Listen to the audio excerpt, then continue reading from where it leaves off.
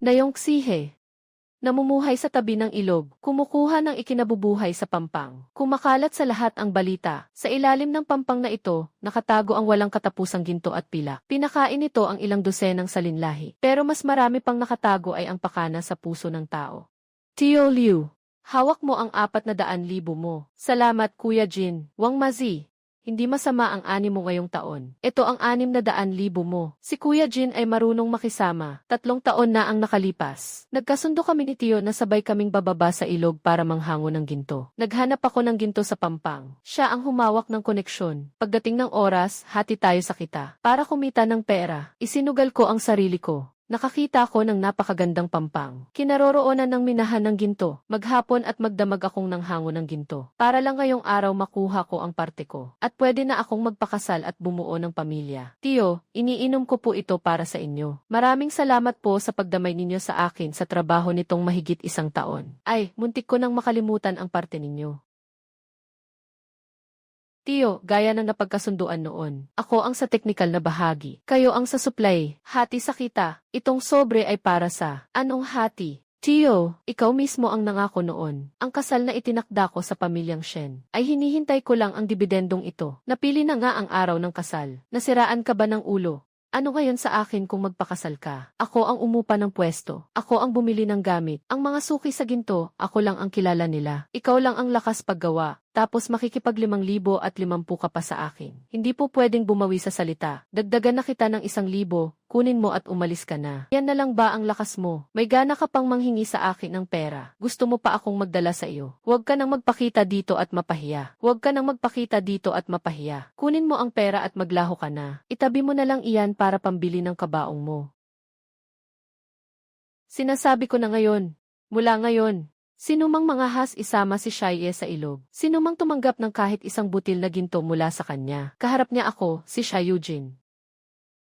Nakuha na ang parte ko sa kita. Hindi ka naman niya binarat, di ba? 2,000 lang ang binigay. Tapos ipapahiya pa ako sa harap ng mga tao sa pera. Kung 2,000 lang, paano ang kasal mo?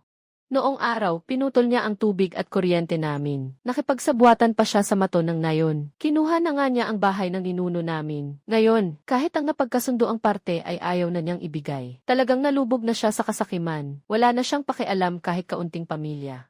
Lalapitan ko siya. Mahal. Mga magulang.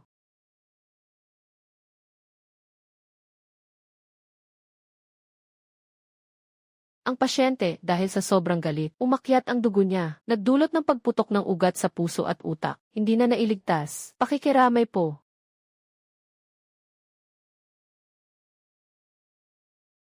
Tay, hindi rin maganda ang kalagayan ng nanay mo. May pinagbabatayan na siyang malalang sakit. At sa pagkakataong ito, matinding pagkapukaw ang tumama sa kanya. Nagtitrigger ng matinding pag-atake. Ang kasunod na gamutan ay mangangailangan ng malaking halaga. Jean, maghanda ka na sa mabigat na balita, May. Maghanda ka na sa loob mo. Sertipiko ng kwalifikasyon. Kasalanan ko, nagtiwala ako kay Xiaojin. Tay, ako ang nagpahamak sa inyo. Nay, ililigtas kita, kahit ano pa ang mangyari. Isang tabing dagat na pwedeng magluwal ng napakaraming ginto. Nilulo ng lihim na agos ang daan-daang tao. Para sa hindi marunong sa ilog at lagusan. Isang hakbang lang, buhay ang kapalit. Ito ang mapanganib na Golden Beach. Mula pa sa maliit na nayon, kumakalat na noon pa ang mga lihim tungkol sa Golden Beach. Ang Golden Beach ay parang bundok ng ginto at pilak. Madaling bumaba pero mahirap umahon. Sa kaunting kita lang na pambili ng bigas at harina, isinusugal mo na ang buhay mo. Gusto niyang ang buhay mo ang ipantawid sa bawat hadlang. Xiaojin, kung gusto mo akong itulak sa kamatayan, ako na ang bubuo ng sariling daan ko para mabuhay. Nay, ano na naman ito? Parang hinahabol ng multo. Kakagaling ko lang sa seremonya para sa Diyos ng Ilog. Narinig kong pinag-uusapan ninyo si Xiaoye. Hinarap niya ang kanyang tiyo sa piging, at nainis pa niya ang ama niya hanggang sa mapahama. Nasa ospital pa ang asawa niya. Nakalubog na sa utang ang gastusin sa ospital at gamot. Kung magpapakasal ako roon, para na akong tumalon sa apoy. Aalagan ko pa ang biyenang na-stroke, at ako pa ang magbabayad ng utang niya. Wala na ang buhay ko. Pero tinanggap na natin ang pamamanhikan noong nakaraang taon. 50,000 na ang nagastos noon pa. E di isauli, mag-ipon kayo ng pera at ibalik sa kanya. Saan naman kukuha? Hindi mo ba alam ang lagay ng bahay natin? Kahit ibenta pa lahat, hindi mabubuo ang 50,000. E di si ate na lang ang ipadala sa akin. Wala naman siyang sinasabi kahit ano. Sanay siyang magtiis mula pagkabata. Bagay na bagay sila ni Shie. Ako, hindi ko kaya. Noon, ikaw ang nakatadhanang ipakasal sa pamilya Shai. Ang kapal mo pang mamili, hindi ka ba tumitingin sa salamin? 22 ka na. Kung hindi ka pa rin makakapag-asawa, magiging matandang dalaga ka na. Kailangan ngayon ng pamilya Shi ng isang tao. Magpakasal ka roon para pangontra sa malas. Ako ang nagpalaki sa iyo hanggang dito. Panahon na para suklihan mo ang utang na loob. Hindi patas ang ginagawa ni Gixiang kay Z. Huwag kang sumabat, ako ang masusunod dito. Ate, dapat lang na mag-asawa ka na rin. Ikaw na ang ipakasal sa halip ko, 2 pakinabang pa. Makakatulong pa sa bahay ang dot mula sa pamilyang Lu. Umiiyak siyang bumalik para lang dito. Sa madaling sabi, para ako ang sumalo sa kalat na ito. Mula bata hanggang ngayon, ako lagi ang sinisisi. Sige, magpapakasal ako. Narito na ang bagong kasal. Bakit hindi siya nagsasalita? Baka nandidiri rin siya sa akin. Ipinadala ito ni Lijuan para sa akin. Sabi niya, sa unang araw ng pagpasok ng bagong manugang, kailangang uminom ng isang mangkok ng tubig na may pulang asukal at itlog para maging matamis ang mga susunod na araw. Salamat! Dapat narinig mo na ang kalagayan ng pamilya ko. Matagal na kaming nagkasira ni Tio. Walang lakas ng loob ang buong nayon na tulungan ako. Mahihirapan ang mga susunod na araw. Kung ayaw mo sa puso mo. Pagsikat ng araw, maari kitang ibalik. Nay, aalagaan ko po ng maigi kayo. Kaya ko ring gawin ang lahat ng gawain sa bukid sa bahay. Ikaw, wag mo akong itaboy. Wag mo akong itaboy. Huli na. Matulog ka sa kama. Matutulog ako sa bulwagan muna ngayong gabi. Ang aga mo namang gumising. Gising na ako, hindi na makatulog. Pupunta ka ba sa tabing ilog para maghanap ng ginto? Panahon ngayon ng baha ang ilog. Hindi bagay maghanap ng ginto ngayon. Balak kong sumubok sa mababaw na pampang at tingnan kung papalarin. May makuha lang akong kaunting huli sa tubig. Pwede ba akong sumama sa'yo? Gusto ko. Gusto ko.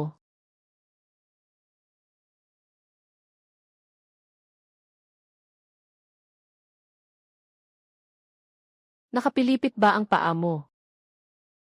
Hindi. Mukha siyang malamig at matigas. Pero marunong siyang tumino sa tamang distansya. Ano ang tinitingnan mo? Wala akong tinitingnan. Tinitingnan ko yung puting tagak doon. Nasa tiyan ko ang puting tagak. Ako. Kung gusto mong haplusin mo lang. Tutal, asawa mo naman ako. Ano nang sabi mo?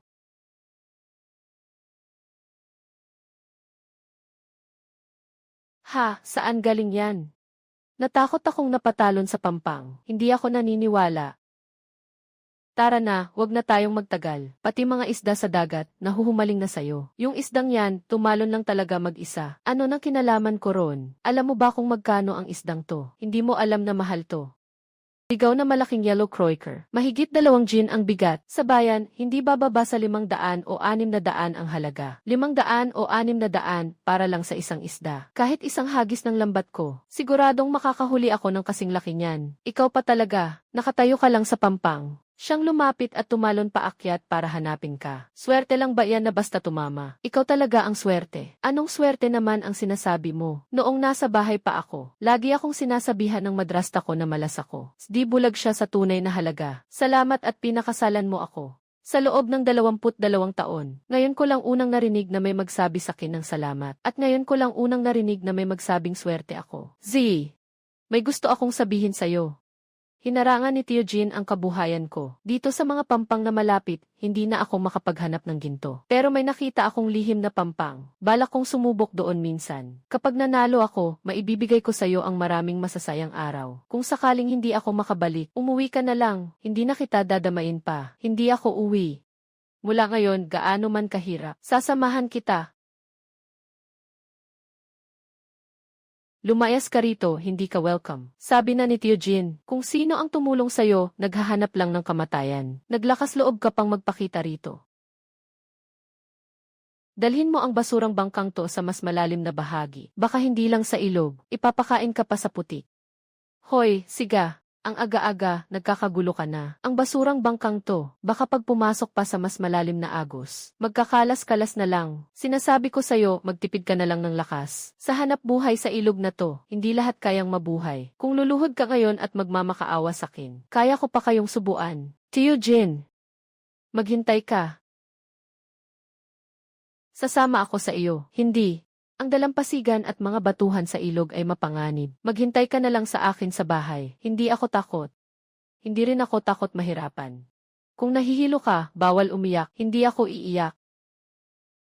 Hoy, ngayon, dadalhin mo ang asawa mo sa panghukay ng ginto. Hindi sa sinasabi ko ito sa iyo. Pero ang pagpapaakyat ng babae sa bangka ay malas. Ito ay lumang pamahiin na ipinasa sa atin ng mga ninuno. Ang tatay mo ang pinakakinasusuklaman ito noon. Nakalimutan mo na ba, kapag umaakyat ang babae sa bangka, magagalit ang Diyos ng ilog. Pagdating ng panahon, wala kayong mahuhukay na ginto. Huwag mong sisihin kasi hindi kita binalaan. Hahaha, bagong kasal si Sheye.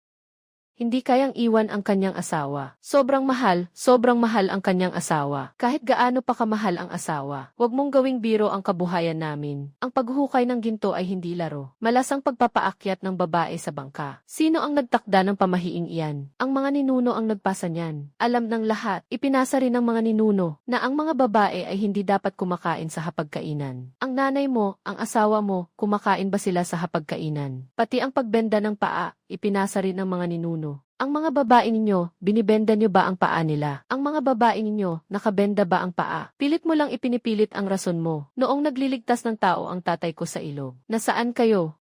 Ang bangka ng tatay ko. Kailan ba umuwi ng walang dala? Respetado kayo sa salita sa mga ninuno. Pero alam ninyo sa puso ninyo kung ano ang inyong nasa isip. Ang asawa ko ay sasakay sa bangka ko. At tapos ang usapan. Siya ay miyembro ng pamilya Shai. Kung sino pa ang magsalita ng masama, huwag ninyo akong sisihin kung mag-iba ang pakikitungo ko. Dinipensahan niya ako sa harap ng napakaraming tao. Tio Jin, hindi ba kayo pipigil? Huwag na. Ang lumang bangka na iyon, ang dalawang iyan ay pumasok sa malalim na batis. Sila mismo ang maghahatid ng kanilang buhay sa ilalim ng ilog. Umuwi na tayo at matulog. Golden Beach, paparating na ako.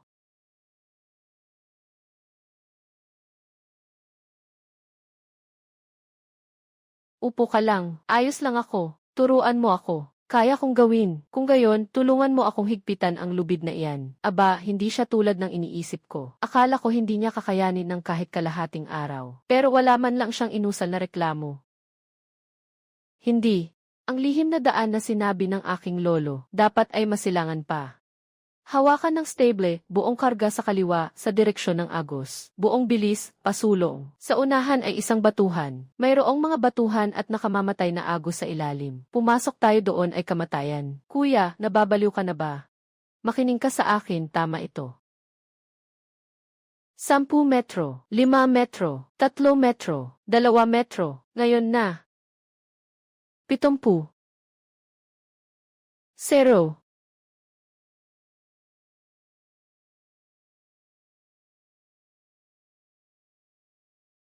Z.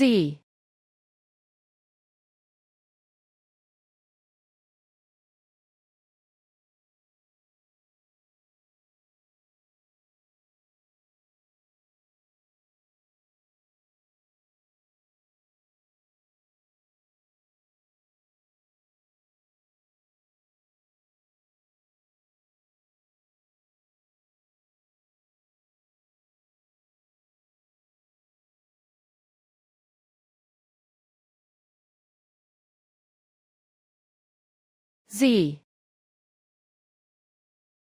Z. Z. Gising. May lagnat siya. Kailangang mapainit siya agad. Ayos na. Yi. Narito ako, Z. Narito ako, huwag kang umalis. Huwag mo akong iwan. Huwag mo akong iwan dito mag-isa. Hindi ako aalis. Hanggat buhay ka, hindi kita iiwan.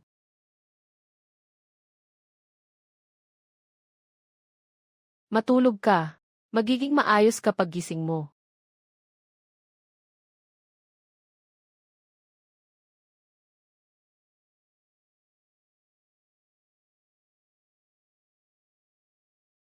Kuya Ye. Nakaligtas tayo, parang may lagnat ako. Magdamag akong nilagnat, halos ikamatay ko sa takot. Ayos naman ako, di ba? Sa susunod, huwag ka nang muling mahulog, ikaw nga ang unang tumalon. Ayos na, Ye. Mag-iihaw ako ng isda para sa'yo. Busugin muna natin ang tiyan. Gabi lang, nahulog kami mula sa talon. Inaanod kami ng agos papunta sa lunggang ito. Napapalibutan ang lugar na ito ng matarik na bangin. Puro bangin sa apat na panig. Hindi kami makalalabas. Ano nang gagawin natin ngayon? Kumain muna tayo ng busog, saka tayo humanap ng paraan. Malaki ang lunggang ito. Buhay ang agos ng tubig. Siguradong may labasan. Ye, hindi masama ang husay mo mag-ihaw ng isda. Matagal ka na sa ilog. May kakayahan ka pa ring makaraos. Tara, lakad tayo roon. Tingnan natin kung gaano kalaki ang lunggang ito. Baka may makita pa tayong ibang labasan.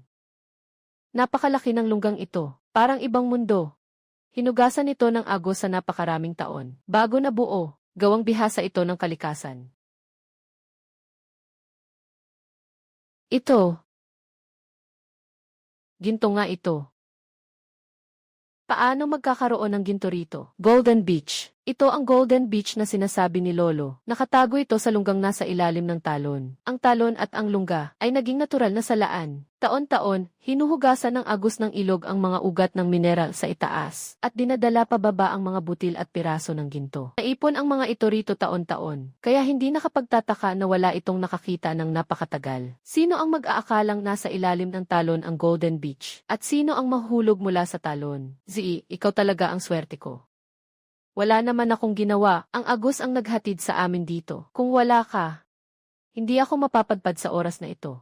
At lalo na sa lunggang ito, ikaw ang swerteng ipinadala sa akin ng langit. Pero, Ye, nakaipit tayo ngayon sa lunggang ito. Hindi tayo makalabas. Gumagalaw ang tubig na ito. Siguradong may labasan. Mauuna akong mag-alaga ng ilang isda sa maliit na loob para may maimbak tayong pagkain. Kapag naayos ko na ang sarili ko, magaling akong lumangoy. Susundan ko ang malalim na agos para hanapin ang labasan. Ye, paano kung tangayin ka ng malakas na agos sa ilalim? Masyadong makitid ang daanan at hindi ka makalusot. Hindi ka makaaahon sa pampang. Hindi ba mas delikado ang nasa ilalim ng tubig? Sino nang makakasiguro? Mahigit 10 taon na ako sa ilog. Kaya kong tumagal sa tubig ng 3 minuto sa iisang hininga. Kapag hindi ko nakita ang labasan, babalik ako sa pinanggalingan ko. Hindi ako basta mamamatay. Magtiwala ka sa akin. Nagtiwala ako sa iyo. Shai, mag-ingat ka. Bumalik ka rito kung masyadong malakas ang agos. Huwag kang magpipilit. Hintayin mo ako. Hihintayin kita.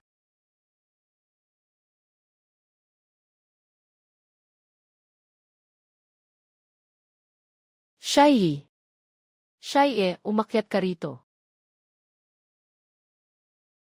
Hindi. Hindi siya mapapahamak. Sinabi niya na babalik siya kung hindi niya makita. Shai, sinabi mo na walang mangyayaring masama. Niloko mo ako.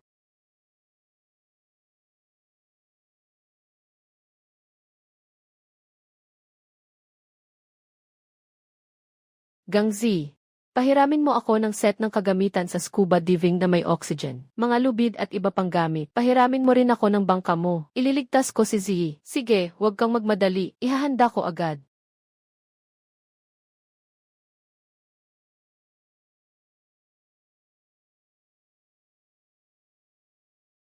Shai, sa wakas dumating ka.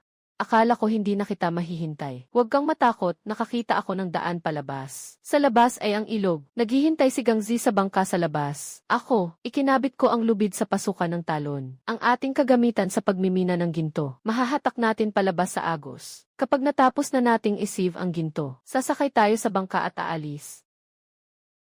Shai, yumaman na tayo. Nanalo at yumaman tayo.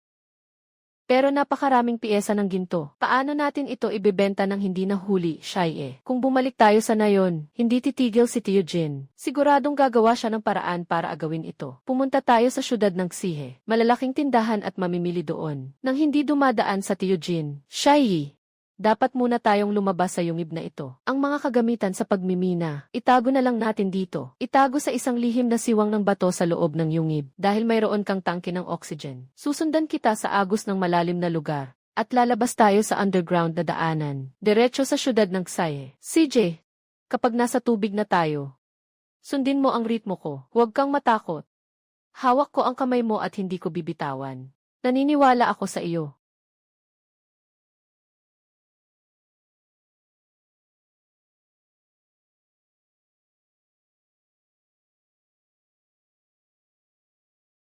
Xiye, saan ito?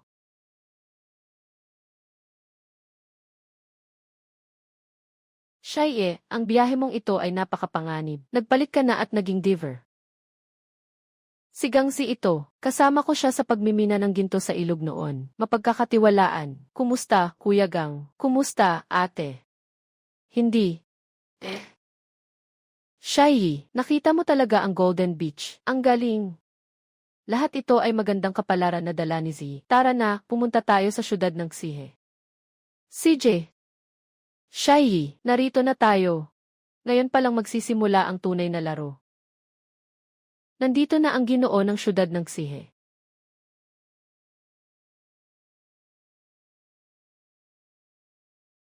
Manager, tumatanggap ba kayo ng hilaw na ginto mula sa ilog? Bagong mina mula sa Deep Blue Secret Beach. 100 bawat gramo. Manager, puro piraso ito ng ginto. Ataas na purong ginto na durog. Tingnan mo ng mabuti ang kalidad nito. Puro at walang halong dumi. Talagang top tier ito. Ay 100 lang kada gramo. Bili ka kung gusto mo, kung hindi, bahala ka. Pair. Pwede ko bang silipin ang batch ng River Gold mo? Likas na river gold na naipon sa malalim na tubig at sa maitim na agos. Napakataas ng kadalisayan. Talagang bihirang dekalidad na paninda. Ako si Zhang De. Ako ang tagapangasiwa ng tindahan ng gintong Hongyun. Espesyal kami sa pagbili ng high-end na hilaw na ginto. Napakadalisay ng batch mo. Ganito na lang, 400 kada gramo. Magkano ang meron ka? Kukunin ko lahat. 500 ako. 600. 650. 800. Pare, wag nang sayangin ang oras. Nakita ko na ang kulay at kalidad. Kukunin ko lahat. Sige, Manager Zhang. Sumama ka sa akin sa barko sa pantalan para makita mo lahat ng paninda. Z, ito si Manager Zhang ng tindahan ng gintong Hongyun. Dumaan siya para kunin ang halo-halo naming hilaw na materyales. Lahat pala ito ay napakataas ng kadalisayan. Top tier na ginto sa Pampang. Grabe, pair. Parang nakatama kayo sa Gold Beach. Sa core area pa yata. Tatawagin ko agad ang mga tao para suriin at timbangin. Magdadala ako ng gamit sa pagsusuri ng ginto at mga tao para sa timbangan. Agad sa pantalan. Ngayon din, 2.4 gramo, 3.1 gramo. Kumpleto ang kabuang net weight, tapos na ang kalkulasyon. Kabuuan ay 2,013,000 yuan. Tare, ibigay mo ang account mo para sa bayad. Ita-transfer ko agad ng buo. Uy, Kuya Ye, hindi maganda, Tio Jin. Di ko alam kung sino sila. Narinig nila ang balita na yumaman ka sa paghanap ng ginto. At ngayon, binabara na nila ang pantalan sa nayon natin. Sinasabi nilang sa susunod na balik mo, hindi ka na makakawala, pati bangka mo. Kuya Ye, ano ang gagawin natin? Hindi pwedeng hindi na tayo umuwi. Naghihintay pa si nanay sa atin. Uwi tayo. Magpapakaapak lang ba tayo kay Xia Yujin? Simula ngayon. Hindi na tayo babalik. Ang lungsod ng Xihe ang bago nating simula. Gawa natin ng paraan para mailipat si nanay sa lungsod ng Xihe. Manager Zhang. Gusto kong makipag-usap sa inyo tungkol sa pangmatagalang partnership. Pangmatagalang partnership. Paano ang setup ng partnership? Lahat ng top-grade na gold nuggets na mahuhukay ko mula ngayon. Ikaw lang ang bibigyan ko para sa tindahan ng gintong Hongyun. Gusto kong maging eksklusibo mong supplier. Eksklusibong supply. Malaki ang gusto mo, ah. Bakit kita pagkakatiwalaan? Ganitong kadalisayan. Hindi araw-araw mahukay iyan. Dahil ako mismo, kaya kong sumuong sa malalalim na lugar na di kayang pasukin ng iba. At makakakita ako ng tagong ginto na hindi makita ng iba. Sa ilog. At mahuhukay ko ang top grade na di nila kayang makuha. Uy, mayaman ka na pala, iho. Bakit pagdating mo lang sa lungsod ng Xihe, gusto mo nang umagaw ng kita? Sa teritoryong ito, nagpaalam ka na ba sa mga maihawak dito? Malakas ang loob mo, bata. Mangahas kang agawin ang supply ko sa pantalan ng sihe. At agawin ang negosyo ko. Manager Zhang, tingnan niyo po. Ang problema, sila na mismo ang kusang lumapit. Sa lugar na ito, walang maaasahang sandalan at matibay na katuwang sa negosyo. Kahit hawak ko ang dekalidad na paninda. Isang hakbang lang, hirap na hirap akong umusad. Siyempre, kung pangmatagalan ang pakikipagkasosyo mo sa akin, minsan kailangan mo ring pasanin ang ganitong maliliit na abala. Boss Bao, kaibigan ko ito. Bigyan mo ako ng konting pabor ngayong araw. Kalimutan na natin ang isyong ito. Ang respeto kay Manager Zhang. Siyempre ibibigay ko. Pero, iho, may ipapaalala ako sa iyo. Sa lungsod ng Xihe, sa dok na ito, kahit gaano ka pakalakas, wala ring saysay. Mas maaga mong matutunan ang mga alituntunin rito. Mas mabuti. Yee! Mas malakas ang loob mo kaysa sa inaakala ko. At mas matibay ang sikmura mo kaysa sa akala ko. Ikaw na kaibigan ko ngayon. Tungkol sa eksklusibong kooperasyon. Sige, papayag ako. Hindi lang iyan. Magbibigay ako agad ng 200,000 na deposito para sa iyo. At sa susunod na makuha mo ang pinakadekalidad na gold concentrate, dapat ako ang unang pagsilbihan. Siya Eugene, akala mo ba akong mapapaalis mo ako? Napuputol mo na ang kabuhayan ko. Talagang laglag na ako noon. Ngayon, ipapakita ko sa iyo kung gaano kalayo ang mararating ko. Mahigit 2 milyon. Sa buong buhay ko, hindi pa ako nakakita ng ganyang kalaking pera. Totoo nga, nagtagumpay tayo. Panimula pa lang ito. Z. Magtabi tayo ng 500,000. Ilipat si nanay sa ospital sa lungsod ng Xihe para gamutin. Bigyan si Gangzi ng 300,000. Ang natitirang pera, gamitin lahat para ayusin ang gold panning na bangka na ito. CJ, boss. Hindi pwede, Yi. Sobra na iyan. Kasama mo lang akong naglalaban. Hindi ko tatanggapin ang ganyang kalaki. Kung bigyan mo ako ng 30,000, sobra na akong masaya. Magkapatid tayo, at magkasosyo rin. Kung wala ang bangka mo, hindi ako makakalabas sa ilog. Iyan ang perang nararapat sa iyo. Boss, pakiusap, ipa-overhaul mo ang bangkang ito. Mula loob hanggang labas, gawing bago ng husto. Palitan ang makina ng pinakamalakas sa merkado. Palakasin ng husto ang buong katawan ng bangka. Gawing laban sa malakas na agos at pag-uga. Magdagdag ka rin ng isang set ng top spec na winch na pangmalalim na tubig at kayang magbuhat ng mabigat na akma para sa gold panning sa malalim na tubig. CJ, boss, walang problema, aayusin namin agad. Hindi issue ang pera. Sa materyales, sa paggawa at sa kagamitan. Ang pinakamaganda lang ang gusto ko. Maliwanag. Sisiguraduhin naming pinakamaganda ang top spec para sa inyo. Sino? Pumunta ka at ihanda ang pwesto ng polang hao natin. Ihanda ang total overhaul. Halika, lahat kayo, tulong-tulong dito. Simulan na ang trabaho. Ito pa rin ba ang basag nating bangka? Parang bakal na halimaw lang ito. Kapag meron ito, ang Golden Beach na ang LK natin. Gangzi, maghanda ka na. Bukas, babalik tayo sa Golden Beach para muling sumabak. CJ. Lolo. Sa pagkakataong ito, gagawin ko ang lugar na ito, na akin ang buong buo. Kuya sa lakad natin na ito, hindi tayo pwedeng umuwi ng walang dala. Gangzi, iahon ang huling pangunahing bahagi ng sinking gold zone. Ang gold cage doon. Pagkatapos, uuwi na tayo. Hindi maganda, Kuya Naipit kami sa ilalim ng ilog dahil sa mabigat na nakabara. Hindi ito bara sa ilalim, kundi may nahuli tayong isang hindi ordinaryong bagay. Isinabit na rin ni Gangzi ang backup na hydraulic na foot pump. Pinuwersa natin ang 2 foot pump ng sabay. Gusto kong makita kung anong malaking kayamanan ang nakatago sa ilalim ng tubig.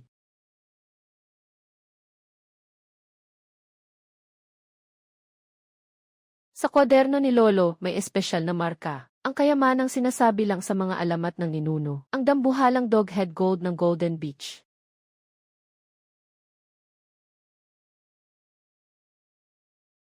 Magkano ba talaga iyan, Kuya Sapat na iyan para sa isang maliit na bundok ng ginto. Huwag na kayong magpatumpik-tumpik. Bumalik tayo ng buong bilis. Dalhin agad ang batong ginto na ito. Kay Manager Zhang. CJ.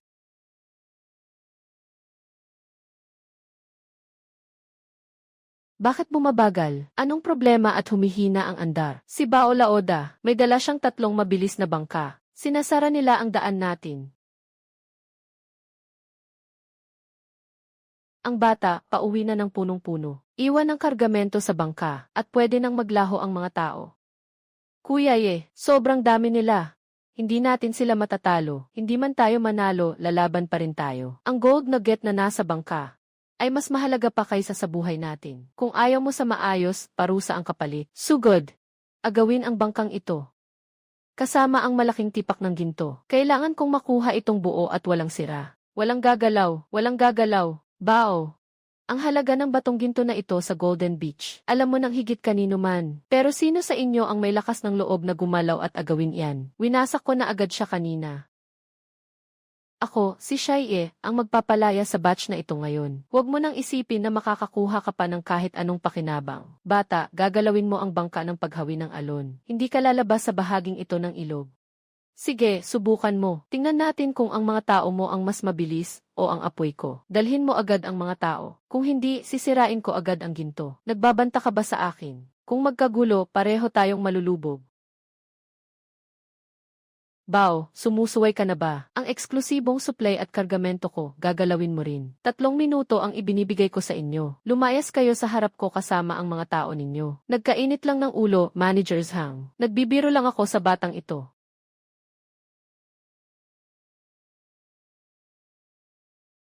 Ang tapang talaga ng batang ito. Manager Zhang, maraming salamat sa maagap mong pag-rescue ngayon. Walang anuman. Naghihintay pa ako ng mas marami mong paninda, pangmatagalang pakikipag-ugnayan. Bao, narinig ko na 2 araw na ang nakalipas. May batang nagngangalang Shaiye, na pinahiya ka ng husto. Hinahanap mo ang kapahamakan. Huwag kang magkamali ng akala, Bao. Ang batang iyan ang mortal na kaaway ng panganay kong kapatid. Interesado lang ako. Anong kapalaran kaya ang sumama sa kanya? Ang taong sinamahan ng swerte ay partner ngayon ni Manager Zhang ng tindahan ng gintong Hongyun. Nakakuha siya ng 100 taong bihirang makitang malaking gold nugget. Kumita lang siya ng mahigit 20 milyong yuan. Tiujin, mukhang hindi na maganda ang sitwasyon. Si Shaiye, ang batang iyon, ay yumaman sa labas. Kalokohan, sa kaunting abilidad niya. Anong kayang yaman ang makuha niya sa sirang bangka na iyon? Totoo, yan. Yan mismo ang sinabi ni Kuya Bao ng Sihe City. Si Shaiye ay hawak na ngayon ang paanan ni Manager Zhang ng tindahan ng gintong Hongyun. 1 pirasong gold nugget lang. Kumita na siya ng mahigit 20 milyong yuan. Impossible. Imposibleng impossible. Tindahan ng gintong Hongyun ng Sihe City. Maghanda ng sasakyan patungong Sihe City. 10 milyong yuan na deposito. Hindi kita kilala. Hindi ko kayang tanggapin ang perang ito. Hindi mo kailangang kilalanin ako. Dapat lang na malaman mo na mayroon tayong iisang kalaban, si Shaiye. Ang batang iyon dahil sa suporta ni Manager Zhang. Ng tindahan ng gintong Hongyun, hindi ko siya magalaw. Hindi ba alam mo kung saan ang sikreto niyang paminggalan ng ginto? Humanap ka ng tao para magpakalat ng chismis sa palengke. Sabihin mo na ang bahagi ng ilog na iyon noon ay isang abandonadong lugar ng pagtatapon ng basura ng industriya. Ang putik ay puno ng mabibigat na metal na lagpas sa pamantayan. Ang gintong material ay kontaminado. Hindi ito maaaring ibenta o ipamahagi sa merkado. Bibigyan kita ng karagdagang 200,000 yuan. Deal, hahaha. Shaiye, nais kong makita kung paano ka makakabangon sa pagkakataong ito. Kuya Ye, sobrang ganda ng bagong bangka na ito. Malakas at malawak ang espasyo. Sa bagong sonar scan, ang mga nakatagong gintong buhangin, pati ang mga agos sa ilalim ay kitang-kita agad. Direktang nadoble ang kahusayan sa pangangalakal ng ginto. Ang biyaheng ito siguro, 100,000 yuan ang kikitain. Halos bayad na ang ginastos sa bangka. Tapusin na ang trabaho, bumalik na tayo sa pier. Manager Zhang, anong nangyari? May nangyari kay Xiaoye. Nitong mga nakaraang araw, kumalat sa palengke. Ang bahagi ng ilog na pinagkakaalaman mong may ginto ay kontaminado noon ng industrial na basura. Ang gintong nakuha ay may mabibigat na metal na lagpas sa pamantayan at may panganib ng kontaminasyon. Sino ang nagpakalat ng chismis? Hindi mahanap ang pinagmulan. Ngunit ngayon, ang buong Golden Exchange Market ay kumalat na ang balita. Ang mga customer na nakipag-ugnayan para kumuha ng ginto ay kinansela lahat ang mga order. Walang nangangahas na tanggapin ang iyong paninda. Shaiye, pakinggan mo ang payo ng tiyo mo. Sa pagnenegosyo, hindi dapat nawawala ang konsensya. Ang putik sa ilog ay dumaan sa kontaminasyon. Ang gintong nahukay ay hindi puro ang kalidad. May nakatagong panganib. Kung ipamahagi mo ito at may maperhuwisyo, kaya mo bang panagutan ang responsibilidad na iyon? Tiyo Eugene, binuksan mo lang ang bibig mo at sinabi na ang aking ginto ay kontaminado at hindi pasado sa pamantayan. Nasaan ang ebidensya? Ebidensya, ang ilang dekada kong paghahanap ng ginto sa ilog ang karanasan ko sa ilog. Iyon ang ebidensya. Ano ang nasa ilalim ng bahagi ng ilog na iyon dati? Hindi mo ba alam sa puso mo? Hindi sapat ang karanasan para maging ebidensya. Dahil hindi mo kayang ipaliwanag ng malinaw. Hayaan na lang ang opisyal na magsalita. Kukuha ako agad ngayon ng sample mula sa barko. Ipadala ito sa lungsod Sahe. Profesional na sentro ng pagsubok ng mamahaling metal. Gawin ang pinaka-otoritatibong pagsusuri sa kadalisayan at kaligtasan. Pero ang simpleng pagsusuri lang, medyo boring. Palakihin natin ito. Ngayon, sa harap ng lahat sa pantalan. Magpustahan tayo. Kung mapatunayan ng resulta ng pagsusuri na may dumi ang aking material na ginto at hindi pumasa sa kalidad, ang bago kong Deep Blue ay ititigil at isasara agad sa harap ng lahat. Ako, si Shai, tuluyan ang aalis mula rito, mula sa industriya ng pagmimina ng ginto sa Xihe, at hinding-hindi na muling tutuntong pa. Pero kung malinis at ayon sa pamantayan ang aking material na ginto at pumasa ang kalidad, Teojin, nandito ka mismo sa pantalang ito. Sa harap ng lahat, aminin mo ng hayagan ang mali mo at humingi ka ng tawad sa akin. Kaya mo ba o hindi? Huwag ka nang sumobra pa. Sino ang nakakaalam? Kung palihim mong binayaran ang mga tagasuri para pagandahin ang huwad na resulta,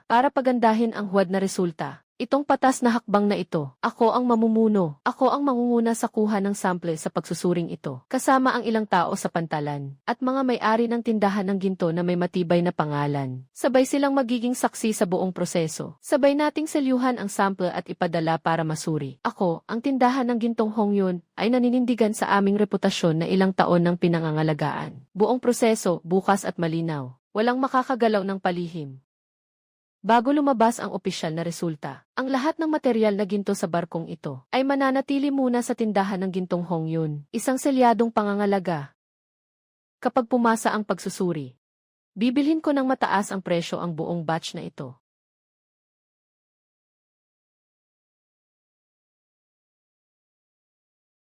Tatlong araw lang, ayos na ba ang lahat?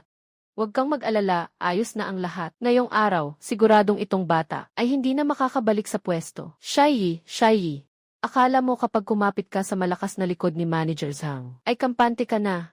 Sobra ka pang baguhan para makipagsabayan sa akin. Isa ka sa mga saksi sa pagsusuring ito. Ikaw mismo ang mag-anunsyo ng resulta. Hintayin na lang natin ang resulta. Pustahan ako ng 100 yuan. Talagang hindi pasado. Matagal ka nang binalaan ni Teojin. Huwag kang masyadong sakim. Huwag kang lumihis sa tamang daan. Ayan, ayos na ngayon. Ani ng sarili mong kasamaan. Konklusyon ng pagsusuri, sample ng gintong ipinasa para sa testing. Lumalampas sa pamantayan ang dami ng mabibigat na metal. Itinuturing na hindi pasado. Ang mineral na material ay bawal ipalabas at ipagkalakal sa merkado. Narinig mo ba? Hindi pasado. Tangapin mo ang talo sa pustahan. Isagawa mo agad ang napagkasunduan. Lumayas ka ng tuluyan sa industriya ng pagmimina ng ginto sa Xihe. Hindi pwede iyan, kuya . Napakataas ng kadalisayan ng aming material na ginto. Paano hindi iyan papasa kung napakalinis nito? Bayaran mo ang napagkasunduang pangako. Lubugin ang barko at umatras. Narinig ito ng lahat. Sarili niyang itinakda ang patakarang iyan. Shai, aminin mo na ang pagkatalo. Tiyo, malaki ang pasensya ko. Baka mabigyan pa kita ng isang kainan. May malaki akong pagtutol sa resulta ng pagsusuring ito. Anong pagtutol? Nakasulat iyan ng malinaw. Nandito ang opisyal na ulat. Huwag ka nang umalis sa usapan. Bilisan mo at umamin ka na sa pagkakamali mo, tapos layas ka na. Sa ulat na ito lang. Matagal ko nang alam na masama ang loob ng tao. May taong palihim na gumagawa ng masama. Noong araw ng pagkuha ng sample, sinasadya kong ipanotaryo at selyuhan ang 2 kopya sa buong proseso. Nagtira ako ng 2 set ng sample na eksaktong pareho. Ang ikalawang sample na ito, pinabilis ko magdamag, ipinadala para sa muling pagsusuri sa Provincial Precious Metals Testing Center. Mas mataas ang antas ng provincial na ahensya. Mas masusing ang mga kagamitan at mas mahigpit ang proseso. Pinaka-otoritatibo rin ang resulta. Pakibasa ang opisyal na resulta ng nakatataas na unit ng pagsusuri. Para malinaw sa lahat, pangwakas na konklusyon ng Provincial Testing Center. Ang ipinasuring placer gold at pirasong ginto. Ang antas na purity ng sample at ang mabibigat na metal na halo ay malayo pang mas maganda kaysa sa mga pamantayan ng industriya at ng pambansang pamantayan. Sa kabuang pagtatasa, ito ay first class na napakahusay na likas na river gold. Napakahusay ng kalidad, ganap na alinsunod sa batas at mga regulasyon. Impossible.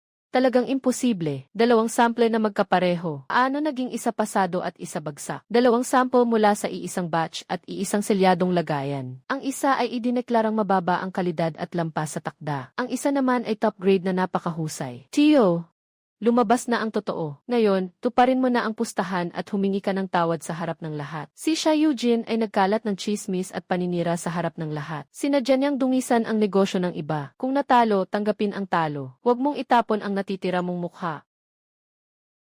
Ako, si Sha Eugene, ay sinadyang magkalat ng paninira at dungisan ang pangalan ni Shaiye sa kanyang mga gold material. Mali ako kay Shaiye.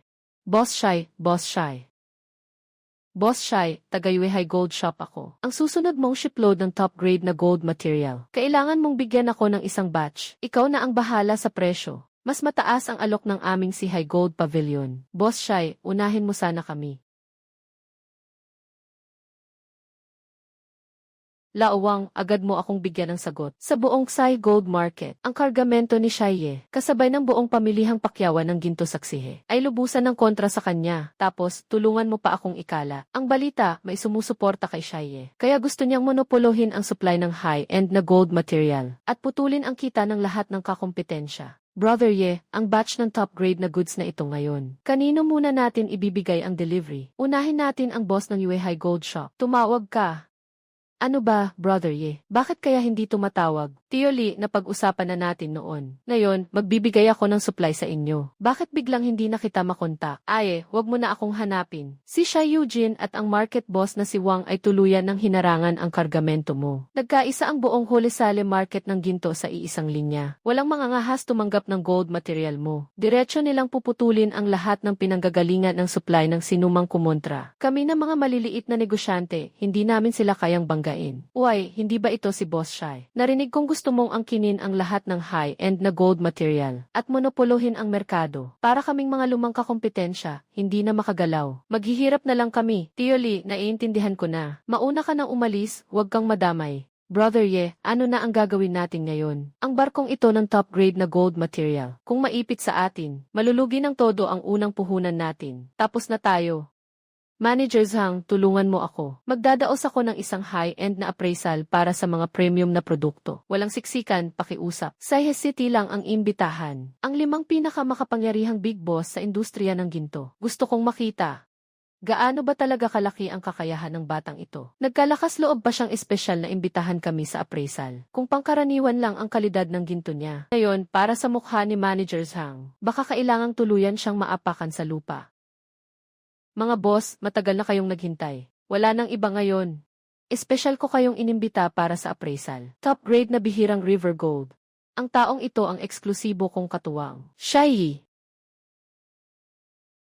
Ang linis ng Sun Gold na ito. Ang pirasong Doghead Gold na ito ay top class ang kalidad. Natural at walang halo. Hindi ito basta makikita sa merkado. Dapat makita ninyo. Shaiye, kapatid, kontrolado niya ang isang pribadong lihim na dalampasigan at tradisyonal na teknik sa paghukay ng ginto. Kaya matatag ang kalidad ng ginto na napoproduce niya. Lahat ay pang top tier na antas. Totoong bihira at matibay na paninda. Mga boss, inimbitahan ko kayong lahat ngayon, hindi para pilitin kayong bilhin ang paninda ko, kundi para magbuo ng isang bagong paraan ng pakikipagtulungan. Balak kong magtatag ng Deep Blue Sea Cooperation Club para sa mga big shot na sasapi na makikinabang ng eksklusibo sa unang klase at dekalidad na mga materyales na ginto na inilalabas ko bawat cycle, na may priority sa pagbili, walang midleman, walang patong-patong na dagdag presyo. Direktang makararating ang supply sa gold vault ng bawat tindahan. Sa unang yugto ng club, 2 lang ang bubuksan kong pwesto sa membership. Mas mabuti ng kulang kaysa basta-basta.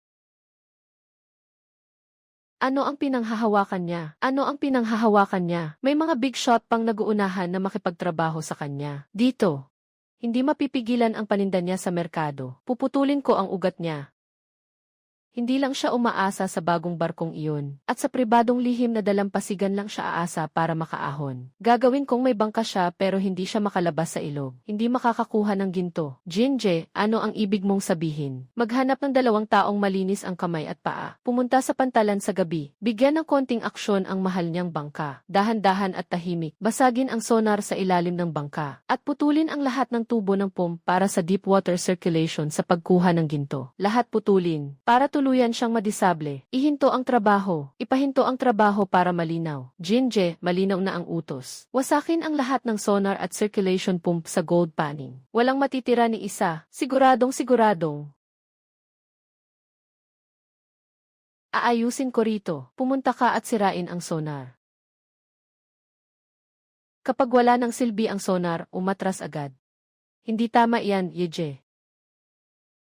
Bakit bahagyang nakatagilid ang bangka? Mali ang sentro ng bigat. May masama nang nangyari.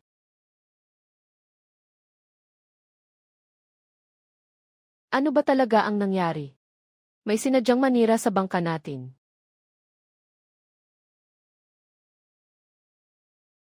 Sino ang gumawa niyan? Napakawalang hiya.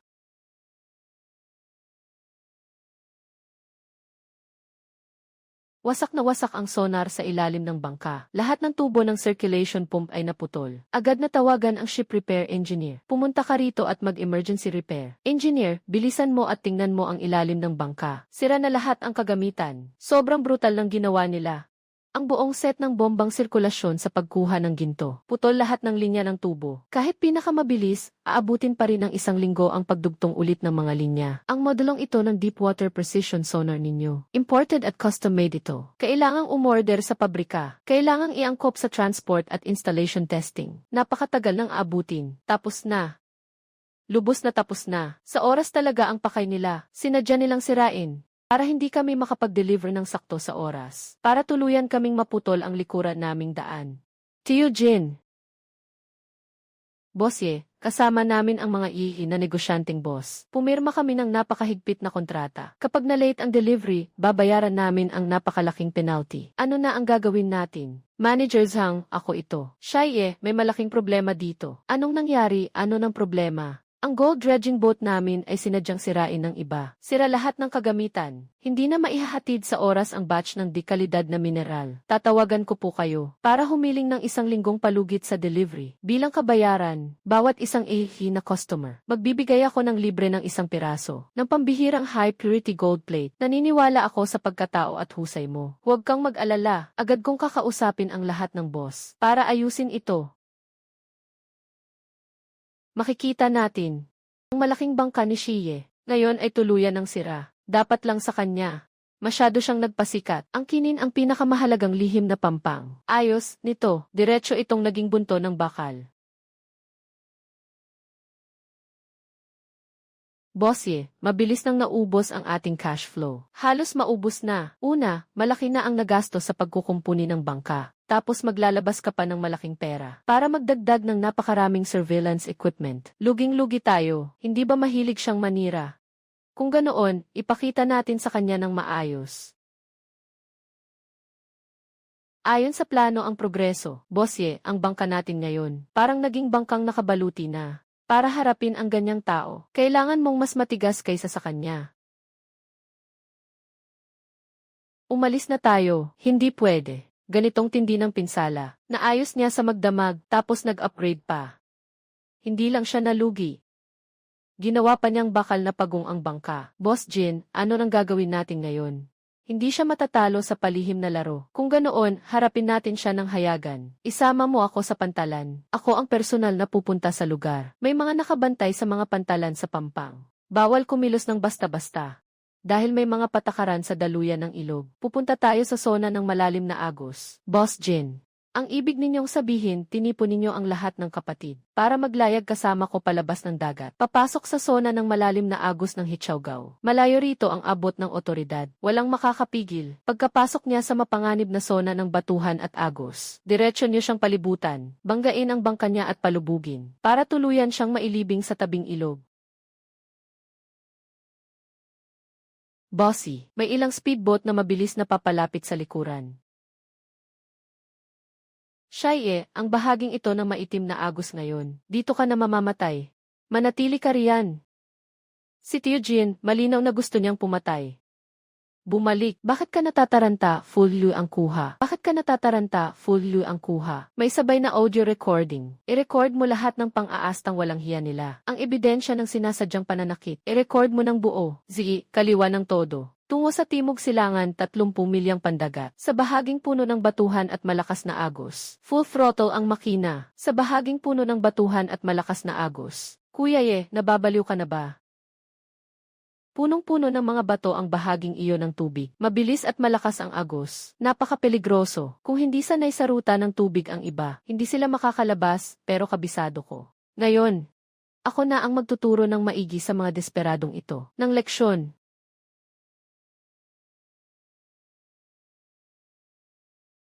Kapit ka ng mabuti, ito na ang tunay na palabas. Ngayon pa lang talaga magsisimula. Kuya may malakas na agos sa harap. Higupin ng paikot na agos ang bangka diretso sa loob. Sobrang delikado. Magtiwala ka sa akin.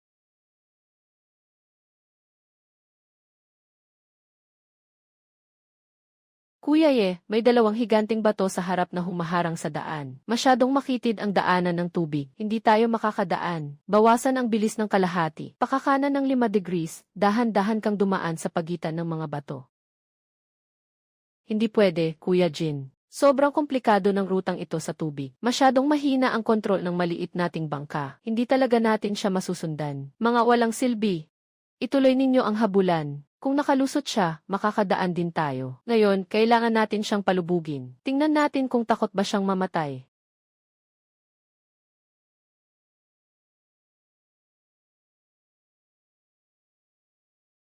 Sumadsad tayo sa bato. Kuya Jin, tumama sa bato ang bangka natin at tumatagas na ang tubig.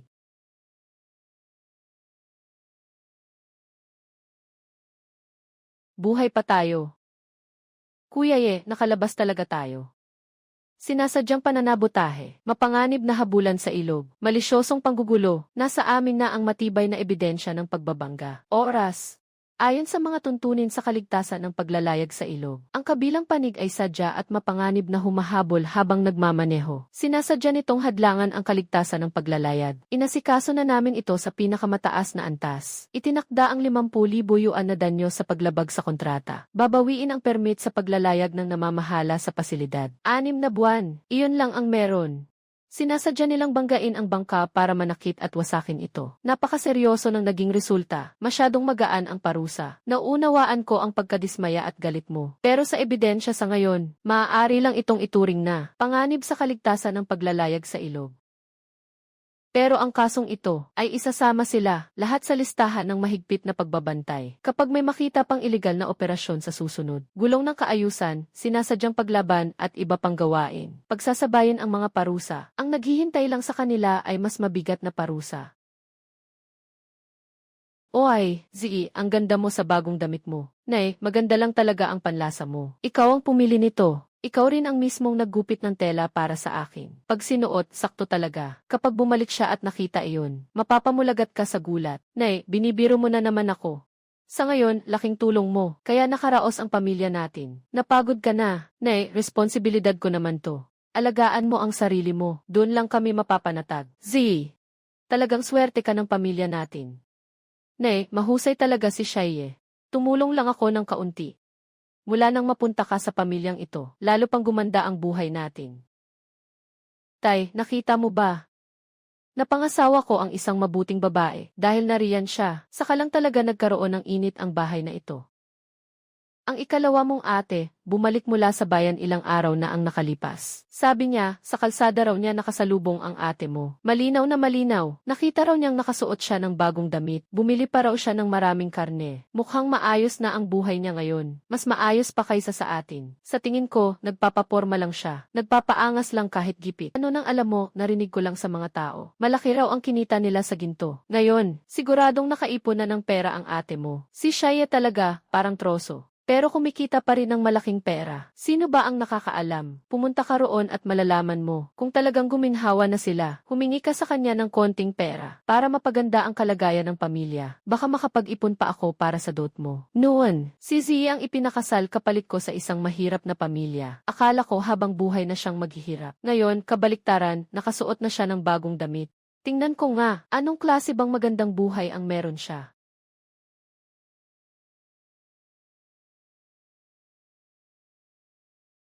Sige, nandito si nanay para bisitahin ka. Ma, yan Ran. Eight. Miss na miss kita.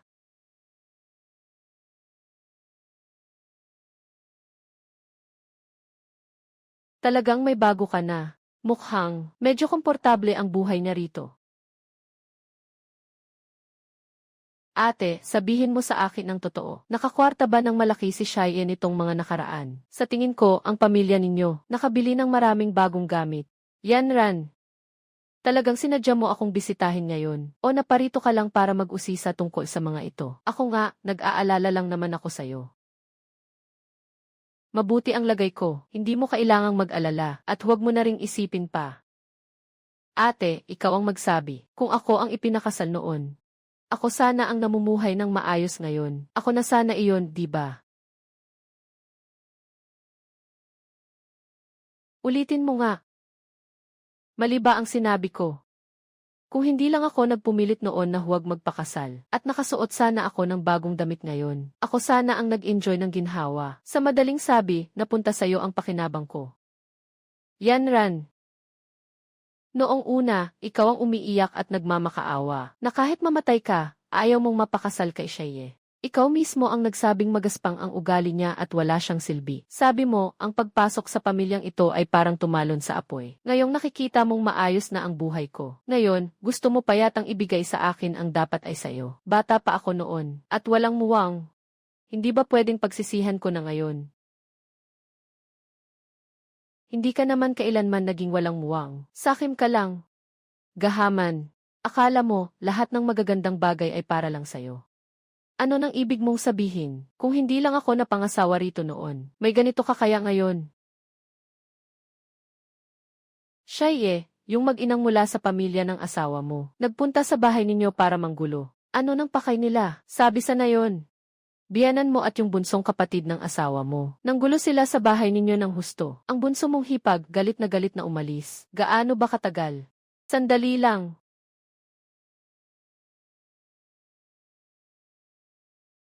Paano nasugatan ang kamay mo? Ayos lang.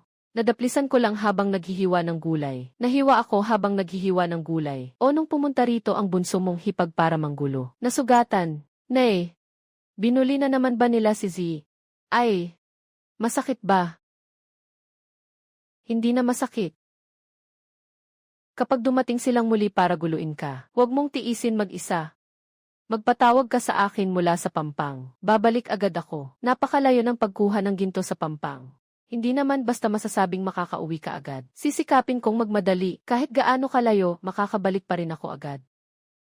Bakit ka ganyan? Huwag kang umiyak. Hindi lang ako mahusay magsalita. Hindi ako marunong magsabi ng matatamis na salita. Sa susunod, hindi na kita hahayaang makaranas pa ng kahit kaunting agrabyo. Walang pwede. Sabi mo nga, bakit ka pa nakipag-away sa ate mo? Ayan, ayos na. Siguradong alam na rin ng bayaw mo. Kapag may gusto pang hingin ang pamilya natin sa kanya sa hinaharap, ni Kusing, wala. Nay, hindi mo pa rin ba nakikita ang tunay niyang ugali? May nagpoprotekta na kay Z ngayon. Hindi na nila tayo pinapansin.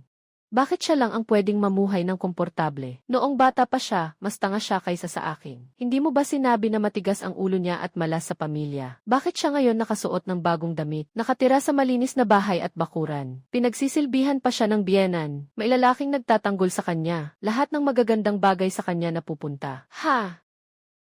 Yan Ran, ikaw. Nagsisisi ka na ngayon na hindi mo siya pinakasalan noon. Z, inagaw mo ang magandang buhay ko. Huwag mong asahang gaganda pa ang buhay mo. Bayaw, bayaw, may sasabihin ako sa'yo. Kung may sasabihin ka, sabihin mo dyan. Maraming tao rito. Hindi ka pwedeng umakyat dito ng basta-basta. Maghanap tayo ng lugar na walang tao at doon tayo mag-usap. Wala akong masabi sa'yo. Wala sa bahay ang ate mo. Kung saan ka dapat pumunta, doon ka na. Bayaw, may mahalaga talaga akong asikasuhin. Tungkol sa usapin mo at ng ate ko. Tara. Sige na, bayaw. Hindi tama yan. Mas dapat kitang tawaging Kuyang Cheye. Kuyang Cheye, sa totoo lang, noong una, ako ang ipinagkasundo sa'yo noong bata pa tayo. Nakalimutan mo na ba? Hindi ko nakalimutan. Noong panahong iyon, bata pa ako. Hindi pa ako marunong. Narinig ko sa nayon na masama ang ugali mo. Kaya natakot ako. Kaya tumanggi akong magpakasal. Ang nanay ko ang pumilit sa ate ko na pumalit sa akin. Pampalit lang siya. Ano bang saysay ng pagsasama mo sa kanya? Tapos ka na, Kuya Cheye. Kung hihiwalayan mo ang ate ko, papakasalan kita ngayon din. Hindi ako pahuli sa kanya. Mas bata ako sa kanya. Mas maganda ako kaysa sa kanya. Subukan mo, malalaman mo. Shen Yanran. Alam mo ba na ngayon, ang tawag dyan? Ano? Walang hiya. Noong araw na ikinasal ang ate mo dito, nagsabi ka sa mga tao sa nayon na napakasama ng ugali ni Sheye at parang mamamatay na sa sungit. Sino mang mapunta sa kanya, malas. Ikaw ang nagsabi niyan, di ba? Ako. Nainis lang ako noon. Halos 1 buwan na mula nang dumating ang ate mo. Siya ang nagtitiis. Siya ang naghihirap sa trabaho. Kasama ko siyang nagtatambak ng ginto sa pampang ng ilog. Siya rin ang muntik ng mawalang ng buhay. Ikaw, nasa bahay ka lang at komportableng namumuhay. Nakabihis ka pa ng bongga. Ngayong maayos na ang buhay namin. Kung makapagsabi ka pa na ikaw ang pakakasalan ko. Halos napatay mo na ang ate mo. Tapos ganyan pa ang sasabihin mo sa akin. Wala ka bang hiya? Ano sabi mo? Alam ko na noon pa na napalitan ang ikinasal. Noong araw na kinuha ng nanay mo ang dote, siya ang dumating. Kahit pulang sinulid, wala siyang dala. Nakasuot siya ng lumang bestida, kupas sa kakahugas. Nakayuko siya at ni isang salita, hindi makaimik. Akala mo, na pati ang asawang pinakasalan ko, ay hindi ko alam ang hitsura. Kaya pala matagal na niyang alam na napalitan ang tao. Pero ni minsan, hindi niya sinabi. Matagal mo na palang alam, bakit mo pa siya pinakasalan? Dahil daang ulit na mas magaling si Zi kaysa sayo. Bihas ang loob niyang sumakay sa barko. Sama ko siyang nagsugal ng buhay sa gitna ng panganib. Noong unang araw pa lang na ikinasal siya rito, sumama na agad siya sa trabaho ko. Hindi man lang siya umangal. Kasama ko siyang nagtatambak ng ginto. Sa sobrang pagod, namutla ang mukha niya at nanghina ang mga binti. Pero matibay pa rin siyang tumulong sa paghila ng kable. Ikaw naman, nang makita mong kumita ako, dumating kang walang hiya, para ligawan ang sarili mong bayaw. Kahit isang hibla ng buhok niya, ni hindi mo siya maaabot. Sheye, bulag ka ba? Mas maganda ako kaysa sa kanya. Magsisisi ka talaga. Kung magsisisi man ako o hindi, ako ang magpapasya. 1 beses lang kitang sasabihan. Mula ngayon, huwag ka nang magpakita sa harap ko. At huwag mo nang guluhin ang ate mo. Kung maglalakas loob ka pa, nagalawin man lang siya, hindi ako magpapakabait sa'yo. Araw-araw pag-uwi ni Sheye mula sa Pampang, ang una niyang tanong ay hindi kung handa na ba ang pagkain, kundi kung pagod ba ako. Yan Ran, mula pagkabata mas magaling ka ng manamit kaysa sa akin. At mas marunong ka ring magpasaya ng tao kaysa sa akin. Ang pinakamabuti, sa'yo ibinibigay ni na tatay at nanay. Kailanman, hindi ako umangal. Pero si Sheye ang asawa ko. Hindi mo siya pwedeng galawin. Ang buhay ko, ako ang naghirap para doon. Hindi mo pwedeng agawin. Sabi niya, mas malakas ako kaysa sa kanya. Sabi niya, hindi kita pinapayagan. Huwag mo nang galawin kahit isang daliri niya. Ako si Zi. Sa buhay na ito, ano ba ang nagawa ko para makatagpo ng ganitong klaseng lalaki? Para magbabad ng paa at maibsan ang pagod. Ano nang ginagawa mo? Buong araw kang tumulong sa akin. Tapos inis ka pa ng husto dahil sa kapatid mo. Siguradong pagod ka na. Ako na ang magbabad ng paa ko. Hindi na kita abalahin. Dapat lang na ang lalaki ang maghugas ng paa ng asawa niya. Sheye! Yung mga sinasabi mo ng kusa, totoo ba? Marami akong sinasabi ng kusa. Alin ang tinutukoy mo? Yung sinabi mo, na hindi mo na ako, hahayaan pang apihin. Taos puso. Bakit ang bait mo sa akin? Asawa kita. Kung hindi ako magiging mabait sa'yo, kanino pa? Iisa tayong pinakamalapit na pamilya. 22 taon na akong nabubuhay. Wala pang naglagay sa akin sa puso nila. Pero mula nang mapasok ko ang pamilya Shai, tinuturing ako ni nanay na parang sarili niyang anak na babae. Ikaw pa, para mo akong pinakamahalaga sa puso mo. Kaya pala, ganito pala ang pakiramdam ng mahal at inaalagaan. Bakit ka na naman umiiyak? May nasabi ba akong mali? Wala, tama ang sinabi mo. Ang ganda-ganda ng sinabi mo. Huwag ka nang umiyak, mamamaga ang mga mata mo. Baka isipin pa ni nanay na inaapi kita. Hindi mo naman ako inaapi. Ikaw ang pinakamabuting taong nakilala ko sa buhay na ito. Ikaw din. Sa buhay na ito, hindi kita pababayaan na magsisi. Sa edad kong 22, umalis ako. Sa bahay na kailanman ay hindi talaga naging akin. Pero hindi ako natatakot kahit kaunti. Dahil may bago na akong tahanan. May biyanan akong nagpoprotekta sa akin. At may isa pa, lalaking handang ibigay ang buhay niya para sa akin.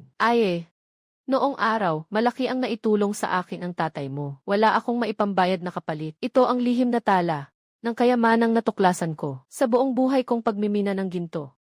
Eugene, mula pa ito sa 100 taon na ang nakalipas. Isang lumang barkong pangkalakal na may kargang mamahaling mineral na lumubog sa mga bahura ng Hichaogao na matagal nang nabababad sa ilalim ng tubig at naging likas na puok ng naipong ginto. Sa mga agos sa ilalim, sinasama nito ang buhangin na may ginto sa paligid at doon lahat na ipon. Nakatago sa bahaging ito ng dagat, ang pinakamataas na uri ng bihirang ginto. Iyan ang tinatawag ng matatandang tagapagmina ng ginto, na kayamanang nasa gitna ng dagat. Tio Jin, tatanggapin ko ang napakalaking regalong ito. Ang pagmimina ng ginto ay nakakabigay yaman at dangal. Pero maaari rin itong lamunin ang lahat, palihim at mapanganib. Hindi masusukat ang puso ng tao. Mag-ingat ka ng husto. Ang sikreto ng lumang lumubog na barko, ang alamat ng Hichaogao, at ang kayamanang nakabaon sa dalampasigan. Sisikapin kong alamin ang lahat at tuluyang ibunyag ang pinakahuling lihim ng dagat na ito. Ibinigay sa akin ni Tio Jin ang mapa ng kayamanan ng lumang lumubog na barko. Balak kong isama si Gangzi para pasukin ang Hichaogao at hanapin ang lihim na ginto ng lumubog na barko. Hintayin mo ako sa bahay pagbalik ko. Gusto kong sumama sa'yo. Alam mo, nag-iwan ako sa inyo ng sapat na pera para mamuhay ng maayos. Hindi mo na kailangang itanong sa akin ang ganitong delikadong bagay. At saka, kahit nagising na si nanay, mahina pa rin ang katawan niya. Iwan mo muna siyang mag-isa sa bahay. Hindi ako mapapanatag. Makinig ka sa akin. Maghintay ka na lang sa bahay. Ha, si J. Hihintayin kita na makabalik. Sigurado kang babalik ka. Huwag kang mag-alala, Yeje. Nakatutok na ang top level na gamit para sa pagmimina sa malalim na dagat. Kumpleto na ang lahat ng pangbuhat na kagamitan. Sa pagbabalik na ito, diretso na nating kukunin ang daang taong kayamanang nakalubog sa Hichaogao. Heto na ang alis natin. Diretso sa Hichaogao ang punta.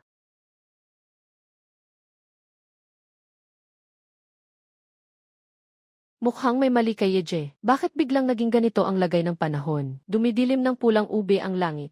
Nagdidilim ang kalangitan. Siguradong may malakas na bagyo. Bumabalik na sa pampang ang mga ibon. Nangungulimlim ang kulay ng tubig. Hudyat ito ng paparating na napakalakas na unos sa dagat. May darating na matinding sakuna. Nasa mata ito ng bagyo. Nasagupa natin ang isang pambihirang napakalakas na bagyo. Malaking problema ito. Yeje, ano ba talaga ang nangyayari? Huwag mo naman akong gulatin. Gangzi, huwag matakot. Panatilihin mong steady. Yeje, lagot na tayo. Agad mong ituwid ang timon ngayon din. Ituwid mo na agad. Yeje, lagot na tayo. Bilisan mo ang pagliko ng timon. Kung ngayon ka liliko, diretso ka lang sasalpok sa alon. Mapapataob ang bangka sa isang kisap mata. Wala na tayong atrasan. Gangzi, ito ang pader ng bagyo. Umiikot ito ayon sa sarili nitong ayos. Hindi natin pwedeng harapin ng harapan. Kailangan nating hanapin ang pinakamahinang bahagi ng ikot nito. Sumabay sa ihip at sa hampas ng alon. Doon lang tayo magkakatsansang makalusot. Sobrang delikado nito. Kapag nagkamali si EJ, kahit saglit lang, mawawasak ang bangka at may mamamatay. Magtiwala ka sa akin. Ito na lang ang natitirang pagkakataon natin para mabuhay. Ulat para sa lahat. Iniulat ng Emergency Management Department na kagabi, sa kalaliman ng gabi, sa karagatang sakop ng malayong bahagi ng ating lungsod malapit sa Hichaogao. Biglang tumama ang pambihirang malakas na bagyo. Maraming barkong pangtrabaho ang napahama. 3 roon ang kasama ang isang barkong pangminahan ng ginto. Nawala ang koneksyon ng Deep Blue. Kasalukuyang isinasagawa ang agarang search and rescue. Hindi maaari, Yeje. Nangako kang babalik ka. Ang Deep Blue ni Shaiye ay nawala ng koneksyon sa Hichaogao. Kahapon lang, maayos pa itong lumabas sa dagat. Ang sabi, pupunta raw sa Hichaogao para hanapin ang lumubog na kayamanan ng lumang bangka. Sa totoo lang, sobrang sakim at sobrang padalos-dalos. Pumunta sa lugar na kahit sino ay takot lapitan. Mukhang may nangyari na naman, ako ang may kasalanan sa kanila. Ako ang may kasalanan sa kanya. Mga kapatid, ngayon, inimbitahan ko kayong lahat para sabihin sa inyo ang isang napakalaking magandang balita. Ang batang si Shaiye, tuluyan ng nilamon ng unos sa ilog at dagat. Hindi na siya makakabalik pa. Batiin natin si Tio Jin. Sa wakas, naalis na rin ang tinik sa dibdib. Matagal ko nang sinabi na masyadong mapusok ang batang iyon. Maaga o huli, babagsak din siya. Mula ngayon, ang merkado ng pagmimina ng ginto saksihe. Lahat ng dekalidad na yaman sa pampang ng ilog. Muli na itong nasa atin. Mga kasama, ubusin natin ang tagay na ito. Congrats, Kuya Jin. Napakalaking balita, Kuya Jin. Kakalabas lang ng anunsyo ng pangkat ng pagsagip sa dagat. Sa katubigan ng Hichaogao, nakarecover sila ng maraming piraso ng guhong mula sa Deep Blue. Opisyal nang itinigil ang pagsagip. Kinilalang walang nakaligtas ang lahat. Buti naman. Ha. Bilisan mong sabihin ang balitang ito sa pamilya ni Shaiye. Ako mismo ang pupunta sa kanyang lamay. Hatid natin siya ng maayos sa huling biyahe. Dethi. Ate, pakikiramay at magpakatatag ka. Masyadong matigas ang ulo ni Shaye. Napakabigla niya, umalis ka. May gana ka pang pumunta rito. Kung hindi mo inangkin ang yaman sa pampang ng ilog ng pamilya namin, at nilamon mo ang pinagpawisan naming kita, sunod-sunod mo kaming diniin, itinulak mo ang anak ko sa bingit, bakit pa siya magsasapanganib? Pupunta siya sa impyernong lugar na Hichawgao. Ngayon, may gana ka pang magpakita. Kitang tao lang ang awa mo. Kayo ang humusga. Ako ang tunay niyang tiyo. Paano ko siya magagawang saktan? Noon nga, binigyan ko pa siya ng 20,000. Sarili niyang kasakiman ang dahilan. Hindi marunong tumanaw ng utang na loob. Siya mismo ang nagpunta para sumuong sa panganib. Kapag may nangyari, bakit ako ang sisisihin? Kalokohan mo yan. Ikaw ang puro pakana. Sunod-sunod mo akong sinisikil. Isoli mo ang buhay ng anak ko. Tiyo, hindi ba tama ang sinabi ng nanay ko? Si Shaye, boses iyon ng anak ko.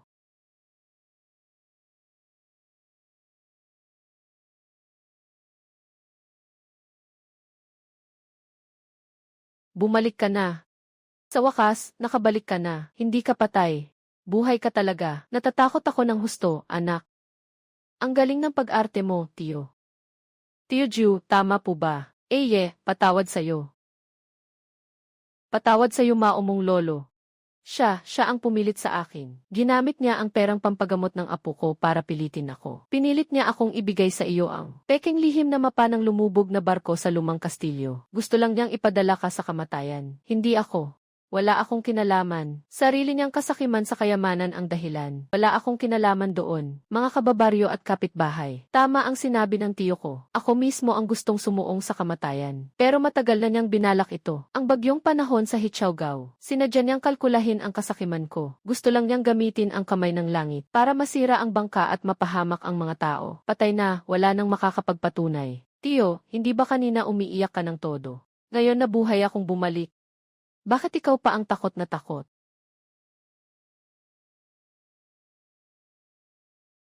Anak, ang masama, may kapalit na parusa rin. Kanina, akala ko talaga, hindi na kita muling makikita, tapos na ang lahat, umuwi na tayo. Naisara na ang kaso ni Sha Eugene. Sadyang pananakit at malisyosong panggigipit sa negosyo, paulit-ulit na paggawa ng gulo, matibay ang ebidensya.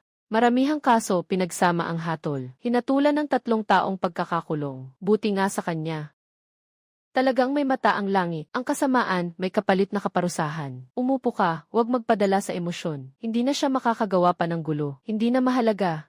Dapat nating pag-usapan ng maayos ang susunod nating tatahakin. Ang gulo at ingay ni Sha Eugene, ang mapanirang gawain sa loob, hindi rin iyan magtatagal. Balak kong magtayo ng opisyal na kumpanya. Pangalanan natin itong Deep Blue Gold Dredging. Ang industriya namin sa paghukay ng ginto ay lilipat sa malalim na dagat na pagmimina. Direktang kukuha ng ginto mula sa ilalim ng dagat. Palalakihin at aayusin natin ang Deep Blue Gold Dredging para maging mas malakas at mas pangmatagalan. Bata, tama nga ang tingin ko sa iyo.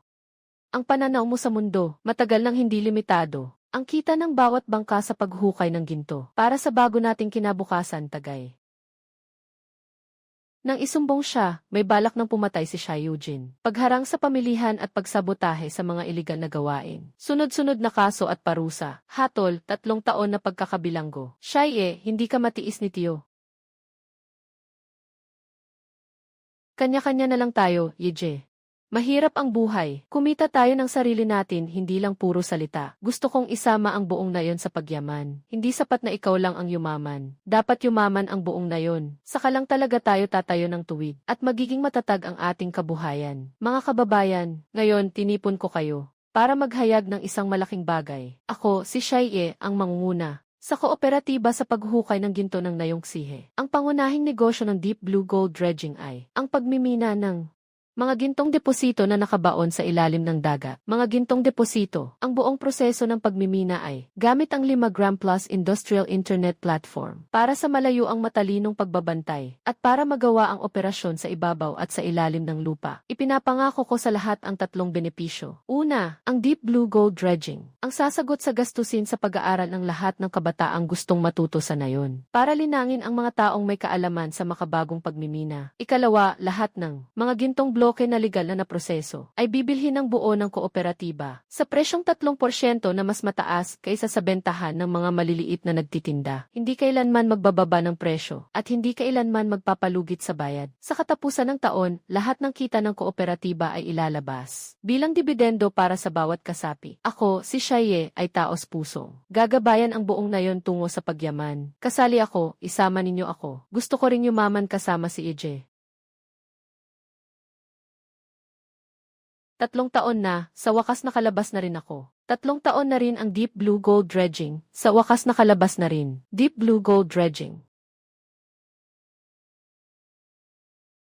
Grabe, paano nakalabas ang lumang bagay na iyan? Lumayo ka sa kanya, huwag kang madamay sa malas.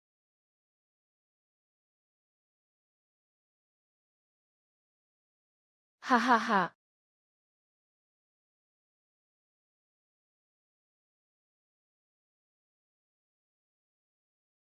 Shai. Alam kong wala na akong mukhang maihaharap sa iyo. Pero wala na talaga akong mapuntahan. Pwede mo ba akong pakainin kahit isang subo? Kahit ano, ayos lang. Hindi ako takot sa hirap. Hindi ko malilimutan ang nangyari noon. Pero ako, si Shai, hindi gumagawa ng marahas na pamuksa. Mula ngayon, kuya. Pwede kang pumunta sa bodega ng kooperatiba at maging bantay doon. Kakain ka at may matitirhan ka. Ang bahaging ito ng ilog ang nagpaikot sa buong buhay ko, at tinuruan din ako ng pinakamahalagang aral. Ang tunay na kasaganaan ay hindi ang mag-isa kang nakaupong may napakalaking yaman, kundi ang kasama mo ang lahat sa paligid mo, na sabay-sabay na umahon, tungo sa kasaganaan.